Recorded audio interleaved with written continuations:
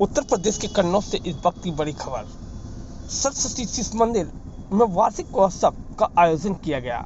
इस आयोजन में कन्नौज सांसद सुब्रत पाठक से लेकर सैकड़ों समाज सेवियों ने जहां प्रतिभाग किया, वहीं विद्यालय की छात्र छात्राओं द्वारा वार्षिक महोत्सव में धूम मचाई गई।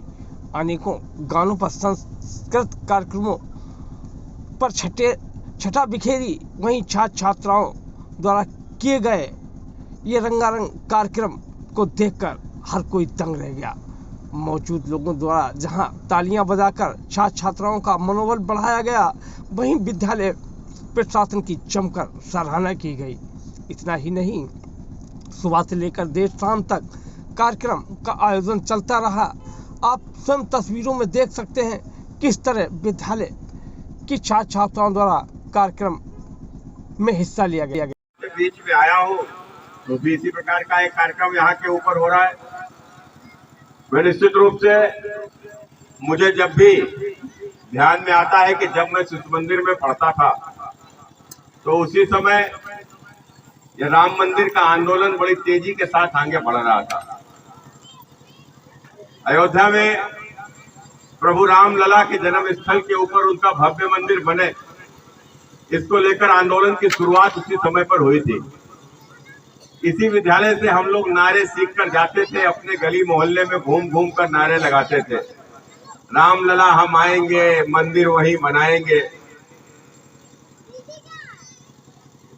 कश्मीर के बारे में कभी जानकारी नहीं थी कि कश्मीर कहाँ है, क्या परिस्थिति है, लेकिन इसी विद्यालय के माध्यम से हम लोग नारा सीखे थे कि जहां हुए बलिदान मुखर्जी वह कश्मीर हमारा है, जो कश्मीर हमारा है वह सारे का सारा है।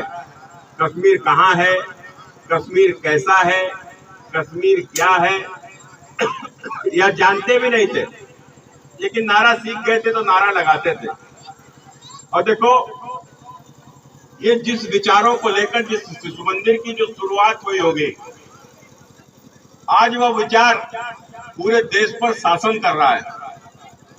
आज उसी विचार से मेरे जैसे अनेकों लोग निकले हुए राजनीति के क्षेत्र में गए होंगे, सामाजिक क्षेत्रों में गए होंगे, विभिन्न क्षेत्रों में गए होंगे।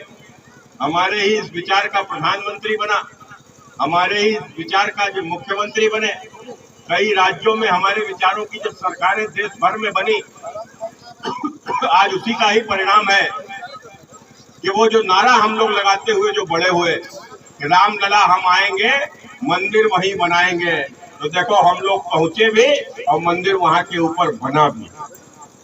और जो नारा लगाते हुए कि जहां हुए बलिदान मुखर्जी, तो जिस धारा 370 के समापन के लिए श्यामा प्रसाद मुखर्जी जी ने अपना बलिदान दिया था और जो हमारे विचार का अहम हिस्सा था, तो देखो वह दिन भी आया और मैं सौभाग्यशाली था कि मुझे भी आप सबके आशीर्वाद से उस संसद में उस समय के ऊपर उपस्थित रहने का सौभाग्य प्राप्त हुआ, जब एक झटके में भारत के गृह मंत्री अमित भाई शाह ने धारा 370 को हटा दिया। तो निश्चित रूप से यह सब केवल हमारे इन विचारों के कारण से संभव हो रहा है।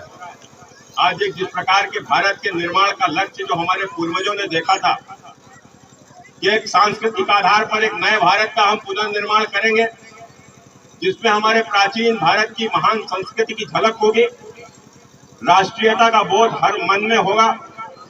आज उस भारत के निर्माण करने में हम धीरे ही धीरे सही, लेकिन आज पूरी तरीके से उस ओर तेजी के साथ आगे बढ़ रहे हैं। आज हमारे ही विचार से निकले हुए हमारे देश के प्रधानमंत्री श्री नरेंद्र मोदी जी ने जब आजादी के 100 वर्ष पूरे होंगे सन 2047 में, तो हमारा देश भी विकसित हो, एक विकसित भारत का संकल्प उन्होंने लिया है। अब पता नहीं सन